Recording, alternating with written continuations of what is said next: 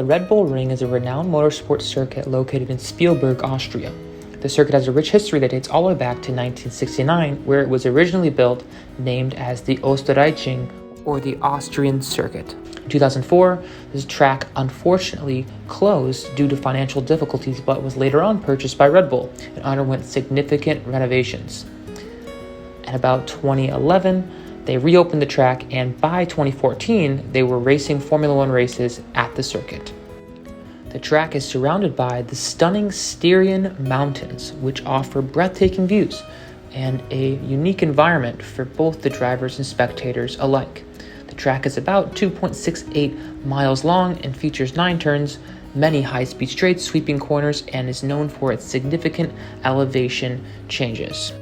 Some past winners of the event include Nico Rosberg, Lewis Hamilton, Valtteri Bottas, and Max Verstappen, with Red Bull Racing and Mercedes both proving dominant at this track in recent years.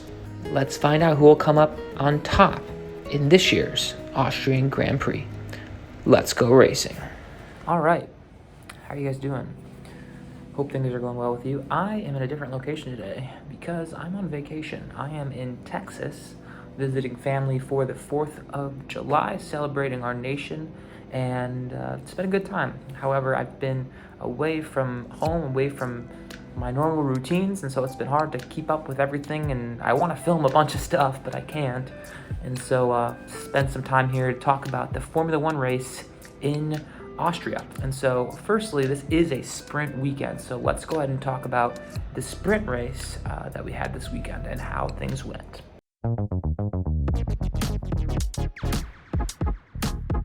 So right off the bat, it's gonna be a wet race. There is some weather in the mix, and I always like weather. I know a lot of you guys do too, because everything that is the expectation kind of gets thrown out the window, and there's more unpredictability that comes into play. So I was happy with the wetness being in the picture, but I don't know necessarily if too much unpredictability happened in this case. Firstly, right off the bat, we kind of get Verstappen and Perez dueling it out, and on the opening lap, typically you're not seeing teammates necessarily go super hard at each other, but we did see that with Perez and Verstappen, and maybe Perez is feeling some pressure.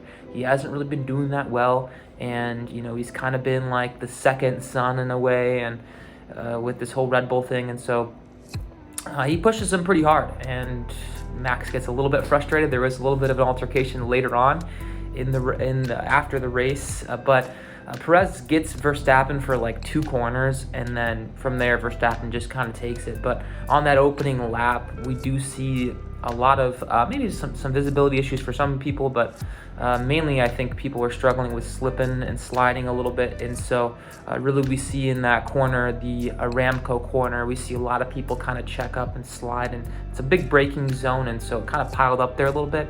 And we see notably Norris started off pretty high up, and in that moment he had something what people were calling anti-stall, and he fell back into the field a little bit further, unfortunately for McLaren.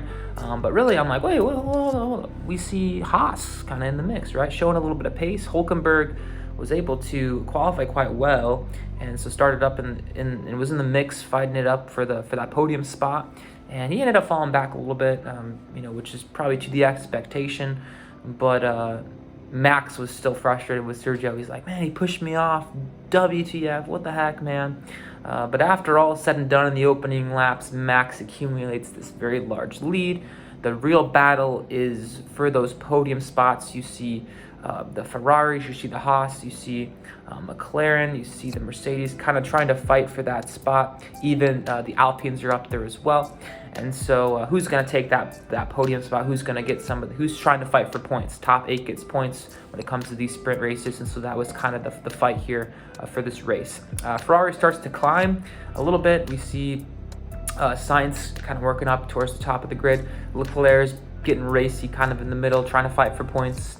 And really towards the end of the race, around lap 18, we see a lot of people decide, should we go to slicks or should we stay on our intermediates? And so a lot of people ended up switching to slicks. 11 people hit the pits total in this in this sprint race, and that kind of brought some strategy into it, which I like, right? I like the strategy. Everybody's on a different strategy, maybe trying to do different things, and that can bring some differing results, which is good. And really, was that the right move? It worked out for some people. Some people ended up where they were going to end up anyway. But really, if you're asking yourself, I have more grip with these tires, and it's kind of a strategy call. Is the grip worth it, or should we stay where we're at and not take that time deduction from being in the pits? But it didn't really make too much of a difference. Maybe a couple guys were trying to fight for points that weren't before, but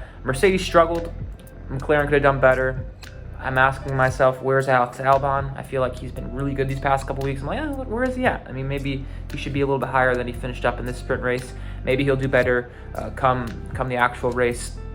But Verstappen ends up winning the sprint race by 24 seconds. So let me go ahead and throw the sprint race results up, and this will be our starting grid for the race on Sunday. And we see the Red Bull starting up pretty high, and Aston Martin finished well, Sainz finished well, but you really ask yourself, where's Leclerc, right? And he's starting in 12th. He's going to have to fight his way back in the field, back up the grid.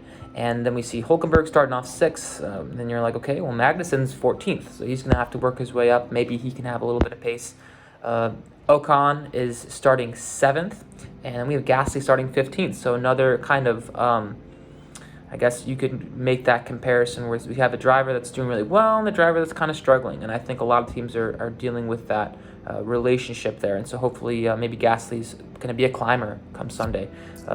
Mercedes, I think they were likely disappointed with their results. And so maybe they're hopeful to maybe fight in the top 6 come Sunday. And then Alex Albon, I mentioned him a little bit earlier, but I think he can do better. He's been doing well in recent weekends, so hopefully he's a climber as well. But everybody else seems like they're where they're supposed to be. I guess if you're AlphaTauri, if you're Yuki, you're maybe trying to fight for points come Sunday. But let's go ahead and get into the race that happened on Sunday and talk about what we found.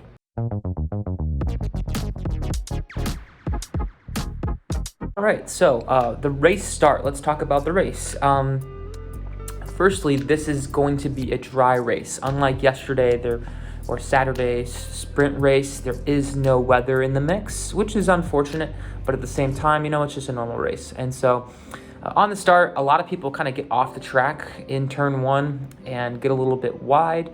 It looks a little bit chaotic, but at the end of the day, there wasn't too much mixing and matching. We'll talk about track limits here in a little bit. It was kind of comical, but Hamilton gets Norris on the start, notably, and then Yuki gets into the back of somebody, and I think one of the Alfa Romeos, and ends up damaging his front. And I think that might have played a role in his getting into the gravel on this first lap a little bit later on, a couple turns later. And there's a brief local yellow, but nothing substantial. And then something else notable with the start of the race, we see the Ferraris trying to make some lunges at Max as they're pretty bunched together in the start, but to no avail. But when things start to really mix up is when we get the Hülkenberg yellow on lap 13.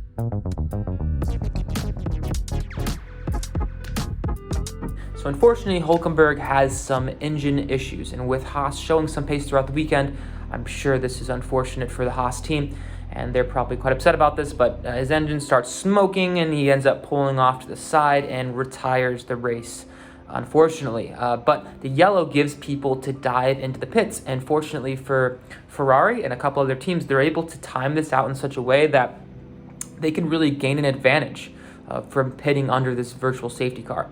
And so the top 4 end up staying out, maybe going for a one-stop race. Everybody else slams into the pits, and Ferrari has a slower stop with Sainz, and he was quite upset. He's like, why did we not stay out? What the heck? And it ended up working out for them because they pitted at the right time. And Sainz comes out of the pits kind of angry, driving like a madman, and he makes several overtakes. And so really the Hülkenberg's yellow gave some pit sequencing, pit strategy opportunities, which ends up playing a role a little bit later in the race.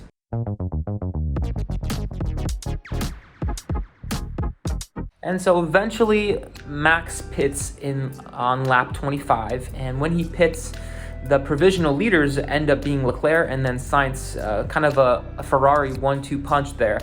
And that wouldn't last very long, as by lap 26, Max is able to flip on the DRS and easily pass Sainz, and now he's chasing Leclerc, who has accumulated quite a large lead of a few seconds. And notably in this mid-race time, Lando gets Hamilton, moves up to 4th place by lap 35. So it took Max like 10 laps to catch Leclerc, which is, a testament to the Ferraris having a little bit of pace this weekend.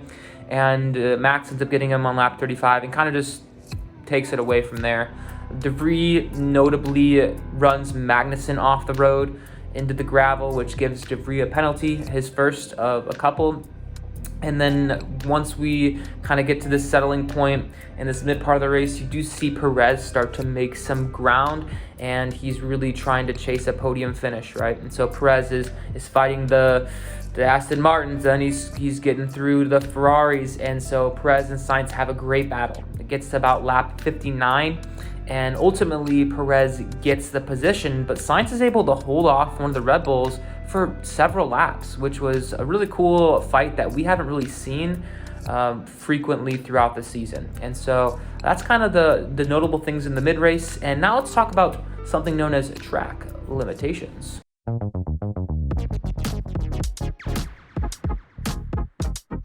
So around lap 12, we do see the first warning to Lewis Hamilton from race control saying, hey, dude, yeah, you got to stop doing that, right? And so what people were doing is they were kind of overturning and cutting corners a little bit. And then by lap 18, you see Hamilton and Tsunoda both get charged with these 5-second penalties. And I'm going to throw up a list here of the individuals who did get these penalties, really an infinity amount of penalties and quote-unquote demotions, as some people were calling them, as they did finish well in the race, but unfortunately due to these penalties, they got moved down a couple positions.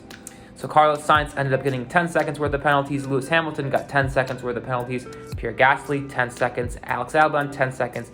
Esteban Ocon, 5, 10, 5, 10. A total of 30 seconds for Ocon.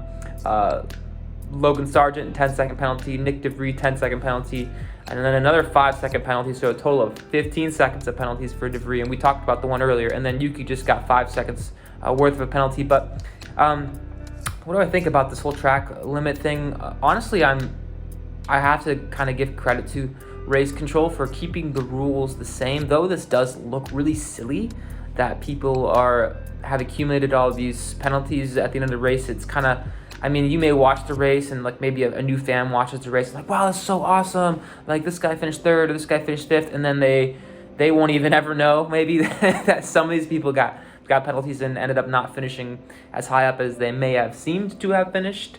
But I do commend them for holding true to the rules in this instance, and the problems I've had with the FIA and just in general race control in Formula One is not being consistent with the rules. And so I was, I guess, not happy that this happened, but I have to give credit that they were holding true to their standards. But now let's get into the results and my thoughts about the race.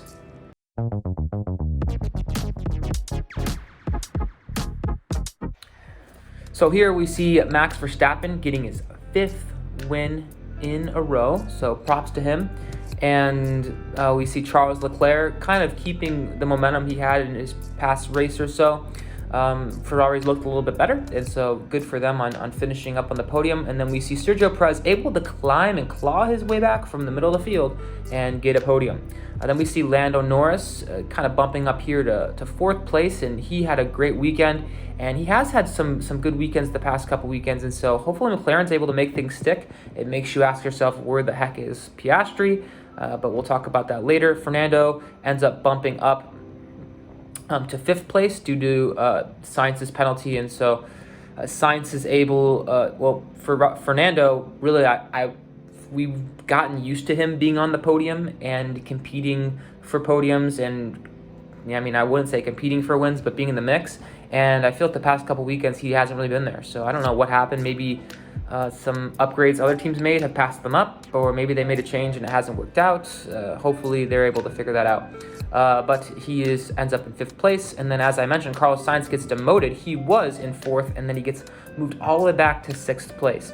And then we see George Russell kind of filling in there, Lewis Hamilton, Lance Stroll, Pierre Gasly. A lot of these people getting demoted due to their penalties. Lance Stroll and George Russell actually coming up a couple positions. And then we see Alex Albon had a penalty but didn't end up moving his position, but I think he would have maybe liked to finish a little bit higher this weekend. Then we see Zhou moving up due to Ocon's massive penalty, and De Vries and other people. He really was able to get all the way up from 14th and work his way up here, but Logan Sargent kind of working in here, and Esteban Ocon all the way down. That's stinky, and demoted from 12th place. I mean, I think the Alpines had better cars than maybe how they finished this weekend.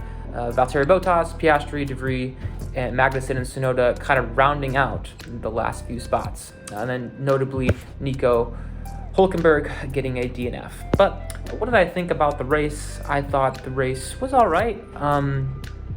Really, we've seen kind of across the board with IndyCar and Formula One a lot of dominance, and that's okay. It has its place in the sport.